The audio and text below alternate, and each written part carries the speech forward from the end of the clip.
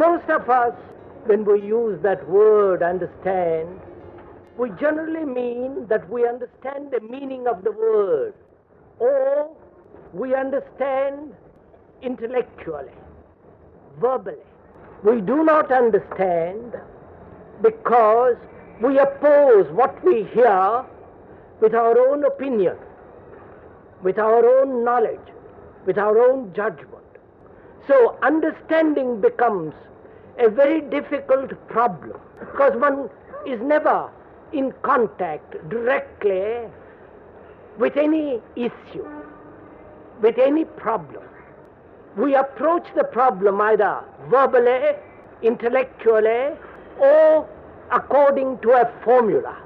And therefore, we are never directly in contact with the problem.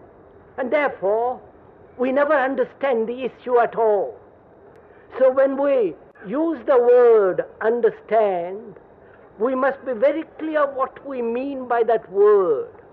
It is not a verbal or intellectual understanding. We mean by understanding a total comprehension, a total sensitivity to the issue, not a fragmentary approach, not intellectual, verbal, or emotional, but a total, comprehensive, complete approach, a complete contact with the problem. That's what we mean when we use the word understand. Because we have many problems, many issues, and to understand them, we must be directly in contact with them. And we cannot be in contact with them if we approach them intellectually, verbally, or with a prejudice, or with a preconceived idea or a formula. So there is no contact with the problem, and therefore there is no understanding. So, if that is clear, that we are not playing with words, we are not indulging in ideation, in theories, but actually try to understand that which is actually is, with which we can come directly into contact.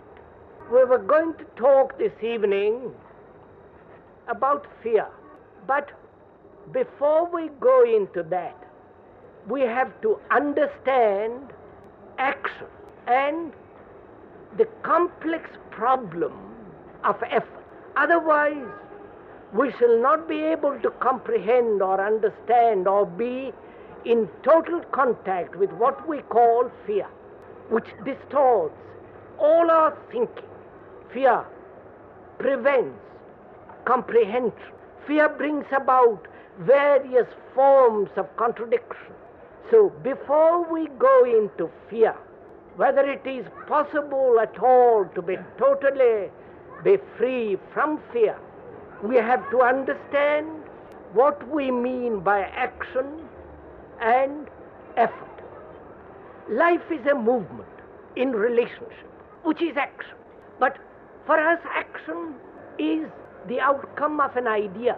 We translate what we hear as an idea and then carry that idea out in action.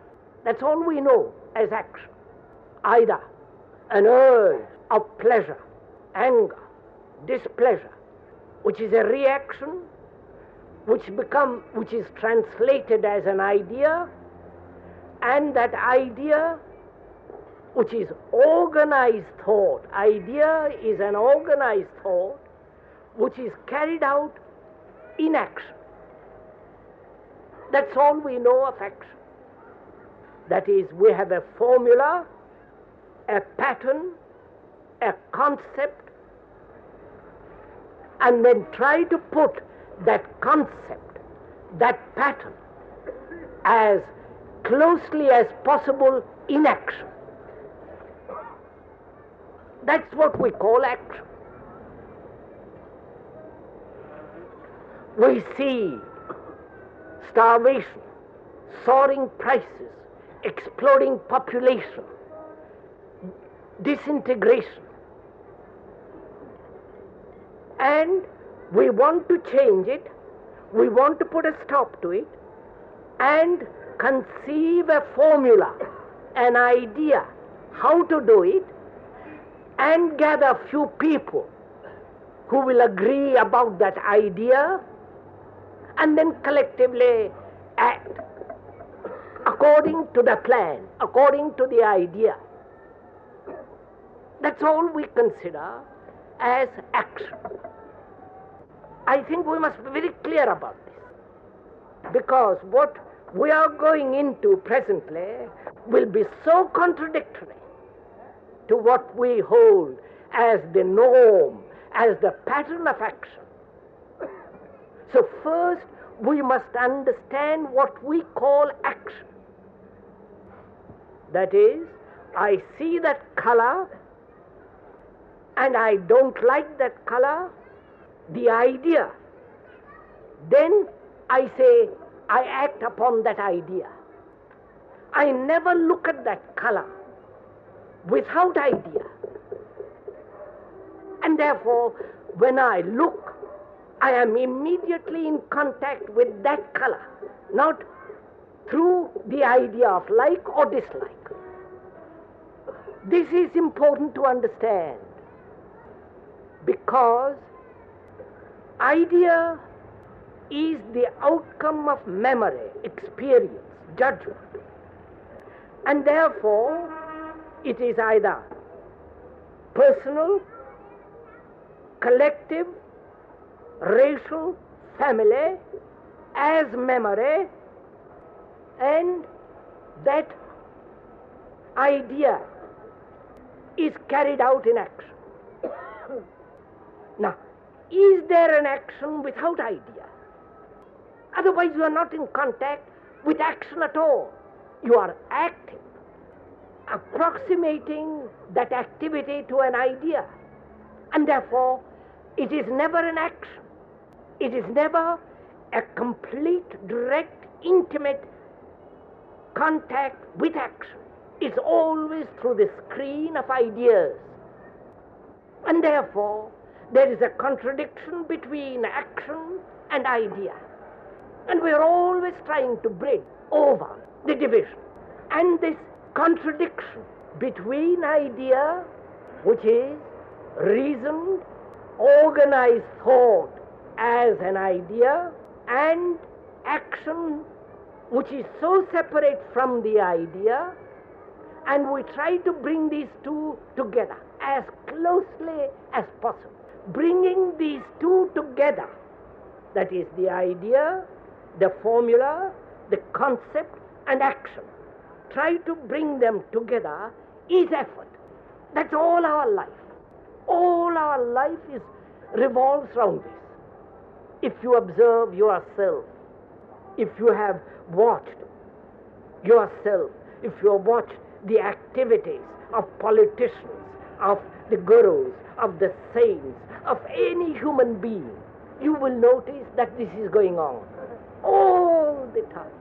The idea, noble or ignoble, well-planned, well-reasoned or unbalanced, and how to carry that out in daily life.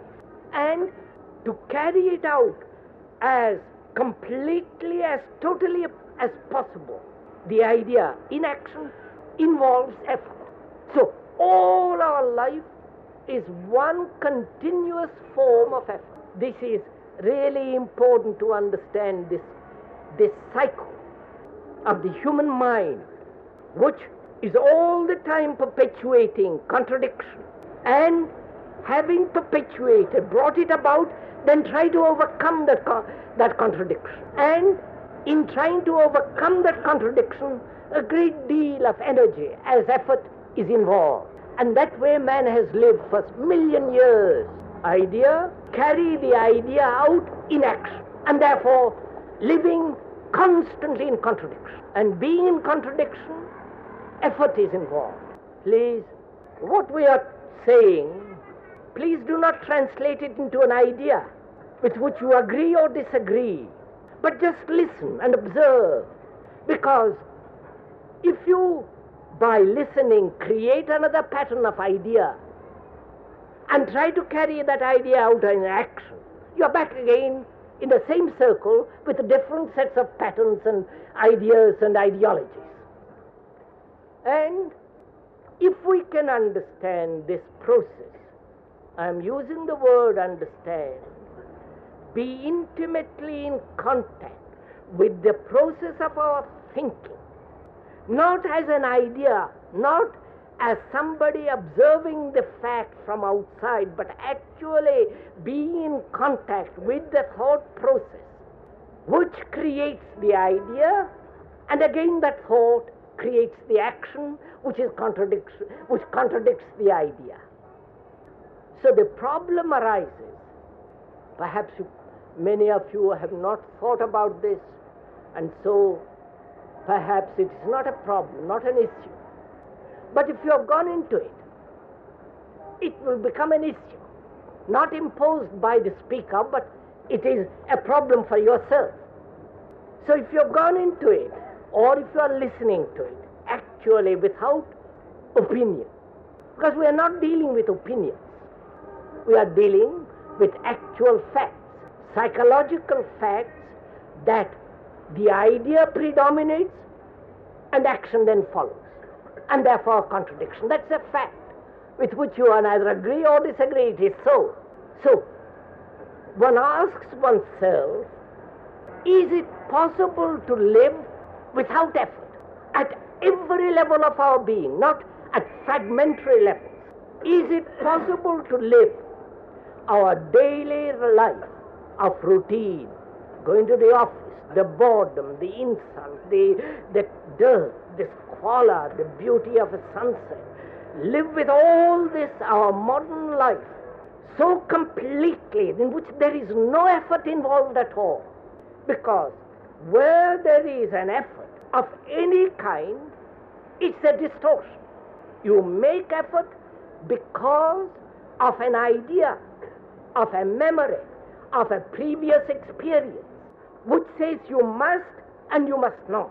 And is it possible to live our daily life, because that's the only life we have, and that's the only thing that matters, not your ideas about God and nirvana and heaven and future? They have no value at all.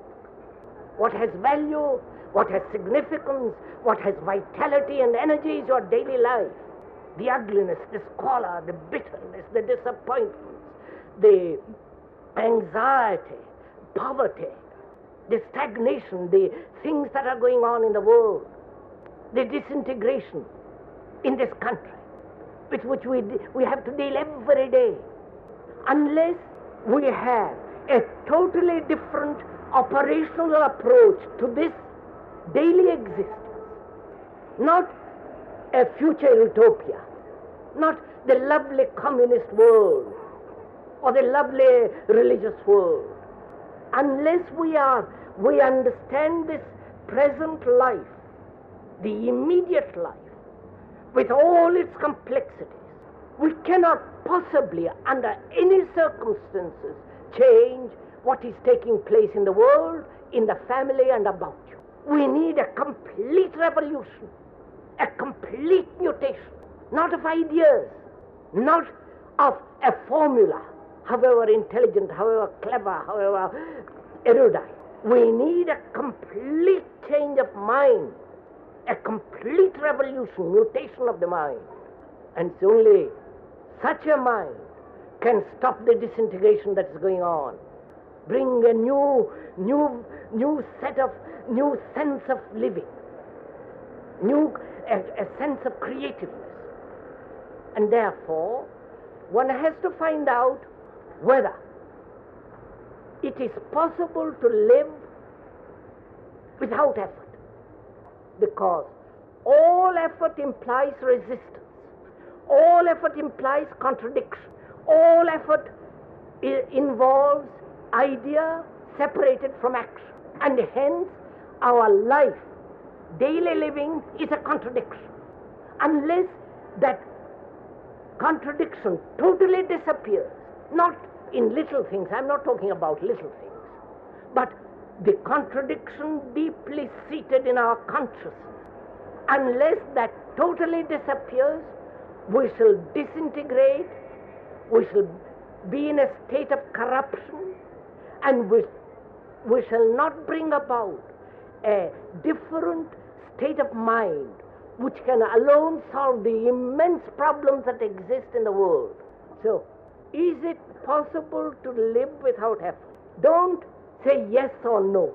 Don't agree or disagree. Or say, well, all that I know is a life of effort, and I don't know anything else.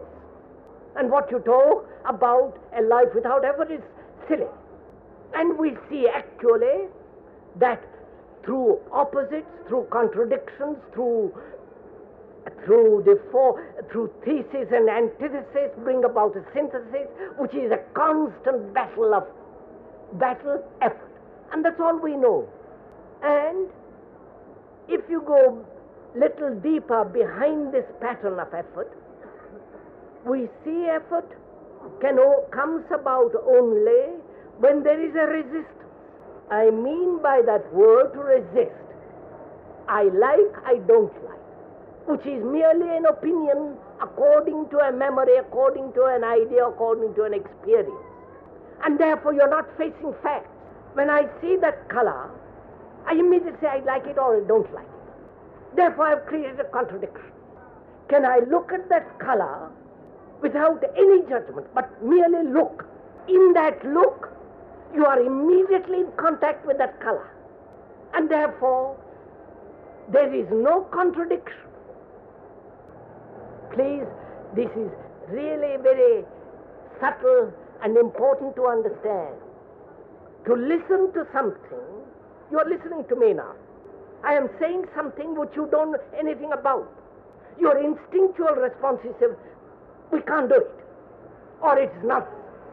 Or is talking about some stupid ideological stuff. Therefore, push it aside, which is resistance.